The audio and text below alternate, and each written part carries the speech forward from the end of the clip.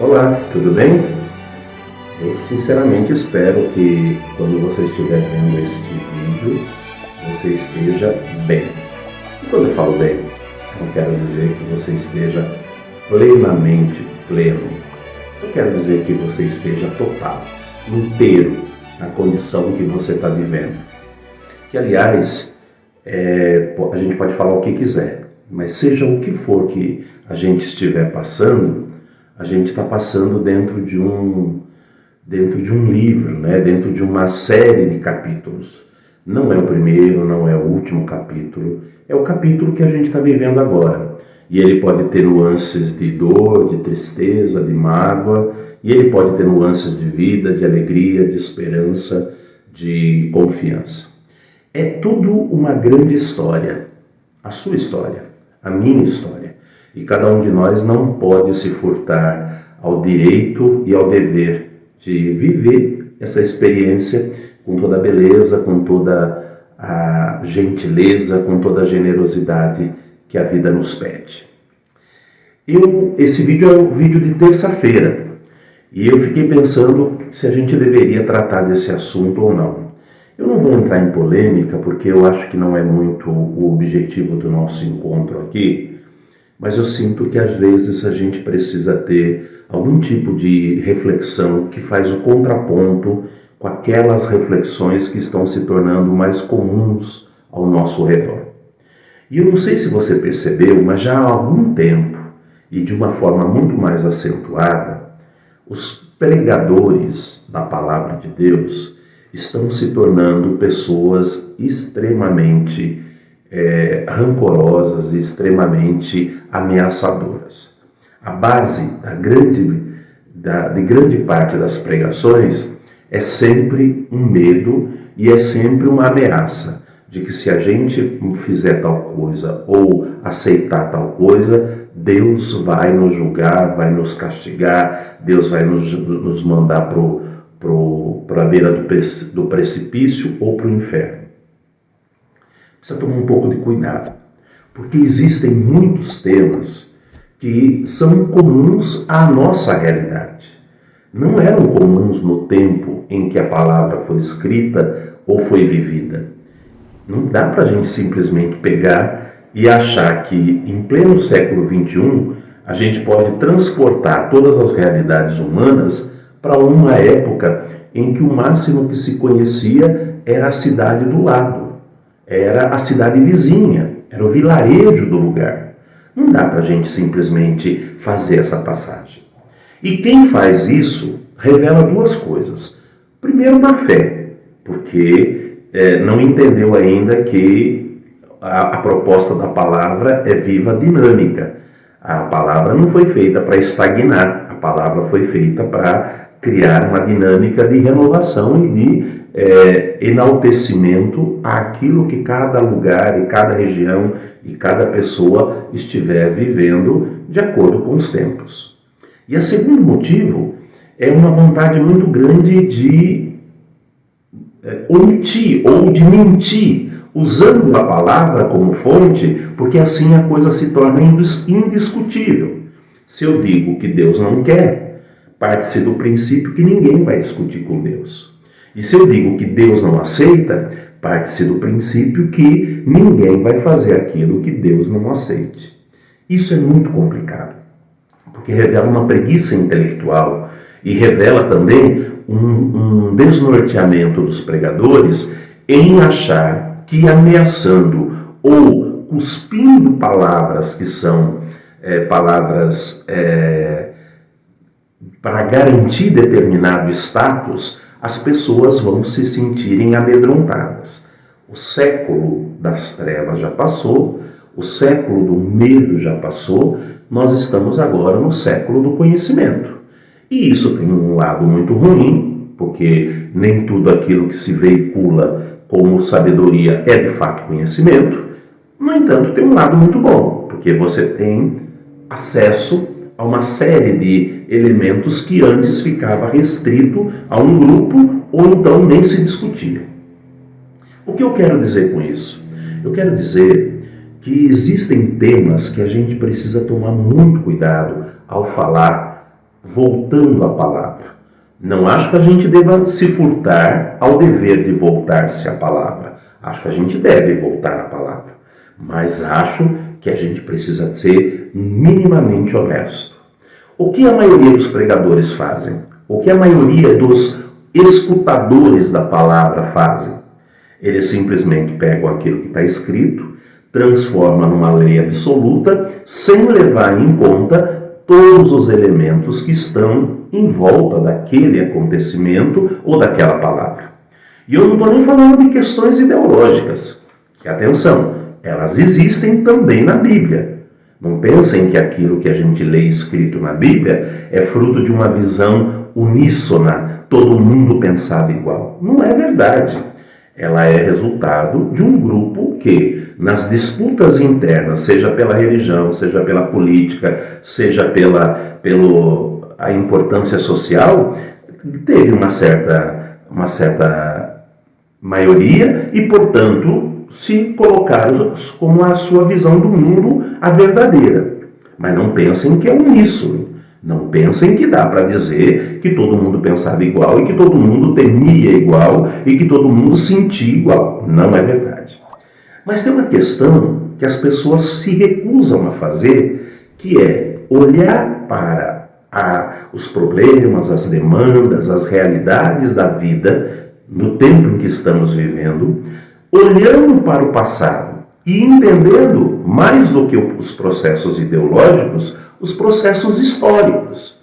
Porque se você não entende o processo histórico no qual o texto está inserido, você acaba transformando o texto numa verdadeira arma que fere, que machuca, que agride e, principalmente, você transforma o texto que a gente tem ele cristalizado na forma de palavra escrita, que nós chamamos de Bíblia, você transforma ele num modo de fazer uma ofensa contra o outro, uma agressão contra o outro. E não dá. A gente tem que lembrar muito que cada uma das realidades que estão contempladas na palavra de Deus são frutos de processos históricos, são frutos de amadurecimento ideológico e são fruto de entendimento. Isso daqui a gente pode dizer que Deus falou, mas isso daqui a gente pode dizer que talvez tenha sido uma interpretação. Qualquer pessoa séria vai levar isso em conta. O problema e a pergunta é: quem é que quer ser sério no mundo onde o objetivo principal das coisas é ganhar like? No mundo onde o objetivo principal das coisas é se impor sobre o discurso do outro. Não é construir conhecimento, não é amadurecer a perspectiva de vida. Nós não estamos no mundo onde as pessoas tenham por objetivo defender a verdade. O que elas querem é criar narrativas que justifiquem comportamentos e ideias nas quais elas estão inseridas. E com isso, cometem verdadeiras atrocidades. Quando você pensa, por exemplo, o tema da mulher, a igualdade de gênero, é um tal de dizer que na Bíblia a mulher está submetida ao poder do homem, que a mulher tem que ficar realmente em segundo plano, que as mulheres têm o seu papel circunscritos apenas ao espaço do lar, que é só função da mulher educar os filhos, que o marido é o provedor. Ok, você está falando de textos, você está falando de ideias que estão relacionadas a um contexto. E você tem que ter essa preocupação de se perguntar: por que é que isso foi dito e escrito em nome de Deus? Você tem que fazer essa pergunta. Por que é que Paulo escreve para a comunidade dizendo: mulheres, no culto vocês fiquem quietas? O que será que estava por trás disso? Você já parou para pensar que talvez, só talvez, aquela comunidade na qual Paulo escreve: mulheres, tentem ficar quietas durante o culto. Talvez naquela comunidade os homens não estivessem participando e, portanto, as mulheres assumindo grande parte das tarefas que tirava a responsabilidade dos homens também participar. E para isso não preciso nem ir lá na comunidade paulina. Basta você olhar para a sua comunidade.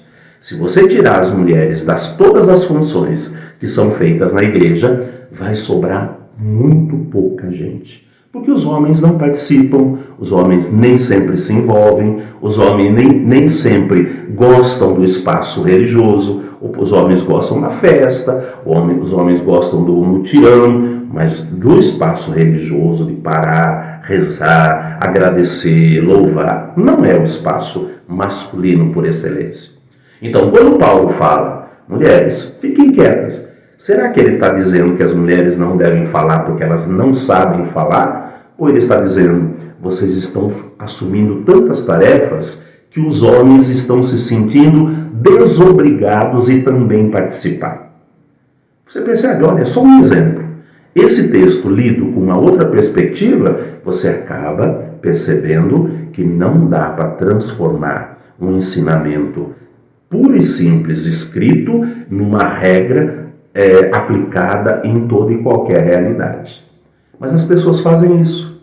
As pessoas dizem, tem deputado que quando vai votar, eles dizem, eu voto porque as mulheres não ganham o mesmo que os homens na mesma função, porque está escrito na Bíblia que as mulheres, o provedor da casa é o marido e a mulher deve ficar submissa a isso.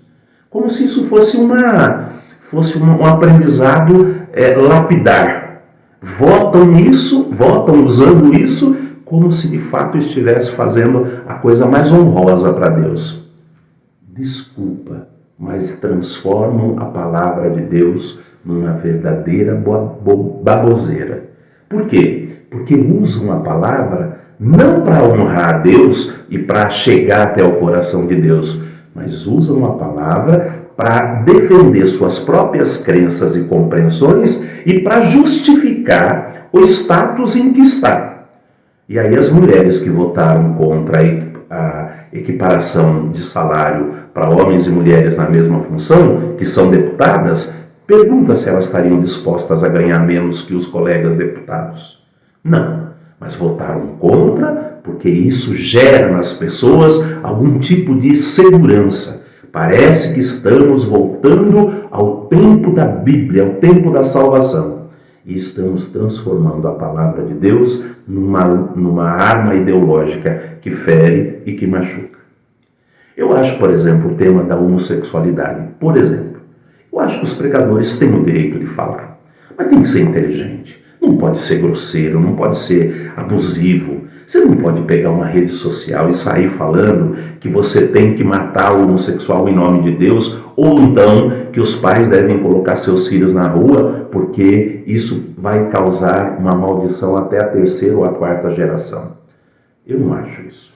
Se o pregador ele é de fato inteligente, ele vai saber fazer uma análise sobre uma série de fatores, ele vai saber ponderar, mas ele vai saber também entender e acolher a demanda do que está aparecendo, sabendo que, em grande parte das situações, dos acontecimentos históricos que estão em volta do texto em que um homem não deve se deitar com outro homem, está falando de uma coisa muito mais grave do que simplesmente o fato de duas pessoas do mesmo sexo, do mesmo gênero se juntarem. Está falando de coisas muito mais complexas. Mas a pergunta é, os pregadores querem aprender isso? Querem ensinar isso? Não, porque isso exige envolvimento, exige interesse, exige respeito, exige dedicação e, o mais interessante, exige empatia, misericórdia numa linguagem religiosa. E ninguém quer. Porque isso não dá ibope. Sabe o que dá ibope? Dá ibope agredir, mentir, fingir, enganar. Isso dá ibope. Está provado a quantidade de pessoas que pregam coisas e depois vivem uma vida totalmente diferente daquilo que estão pregando. A grande questão é, por que é que a gente continua dando palco para essa gente maluca? Você vai me dizer, não, porque está escrito na palavra. O que está escrito na palavra precisa ser entendido no contexto da palavra para que você possa tirar qual é o ensinamento para os nossos dias. Mas ninguém quer fazer isso. É mais fácil sair por aí mandando as mulheres calar a boca, serem submissas. É mais fácil dizendo que os homossexuais têm um lugar reservado no inferno. É muito mais fácil. E sabe o que é mais triste? As pessoas gostam mais. Sabe por quê? Porque de algum modo aflora o seu sentimento perverso de dizer que o outro vai para o inferno. As chances de você ir por não ser homossexual é muito menor. É louco isso, não é? É louco. E o que é pior, a gente está se perdendo. Os discursos religiosos estão perdendo a sua importância no nosso tempo. Tem uma validade, que é uma validade de panfleto. Tem uma validade que é a validade do escândalo, porque escandalizam as pessoas. Geram uma comoção, gera um engajamento. Mas do ponto de vista do amor, do respeito, da atenção e do cuidado à palavra de Deus, não geram nada. Fiquem bem, coragem, se cuidem, se dediquem e acreditem. A palavra de Deus é fonte de vida e de esperança. Que assim seja.